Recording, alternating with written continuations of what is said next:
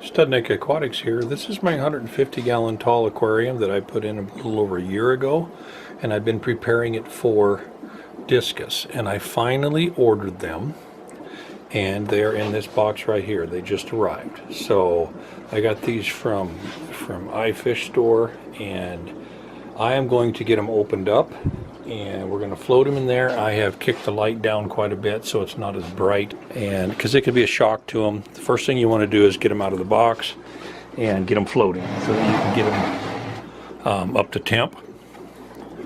They shipped these UPS next day, and he put them in the mail yesterday, so they did arrive on schedule. Okay, so we are going to see what we have here, and hopefully everything is alive. This is always kind of a scary thing to do, especially when you're talking about discus, because these are a little expensive to get. There's the paperwork.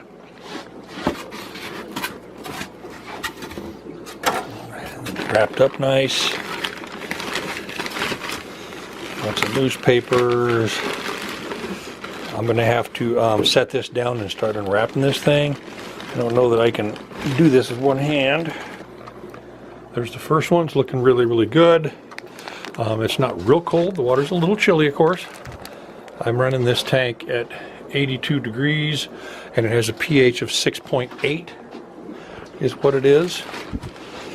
So the first one looks good. Second one looks really good, and these are super red turquoise discus is what they are.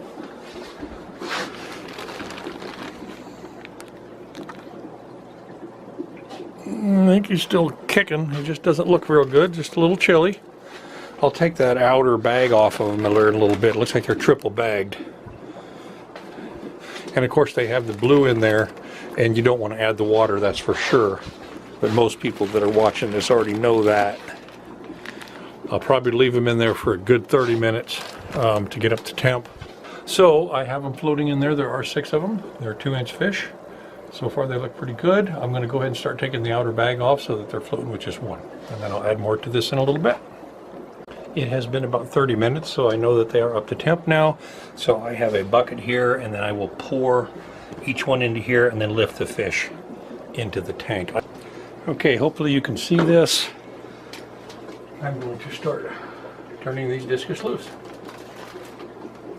So what I'm going to do is I'm going to cut a hole in the bag, like so, and then I will pour it into the net and then release the fish.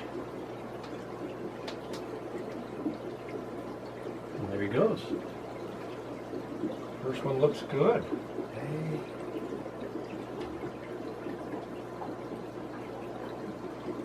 Okay, that one's swimming. And this one looks pretty good. He's swimming well. And number 3 is swimming really good. And like I said, this is a 150 tall. I've been preparing this tank for a year now for the discus. And there's one of them there, pretty little thing. There's 6 of them total. There's 1. There's number 2.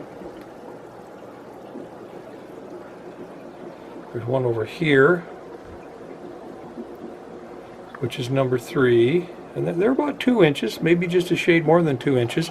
Okay, I have one hiding back in there. The thing isn't focusing right. We'll go back out and then go in. He moved. There he is. There he is. Coming out now. Rio Negro plecos, neon tetras, panda cories, silver tip tetras, black mollies, and neon blue tuxedo guppies, and now super red turquoise discus. I'm going to go ahead and get the lights on, let them get acclimated, and I did get a bunch of foods.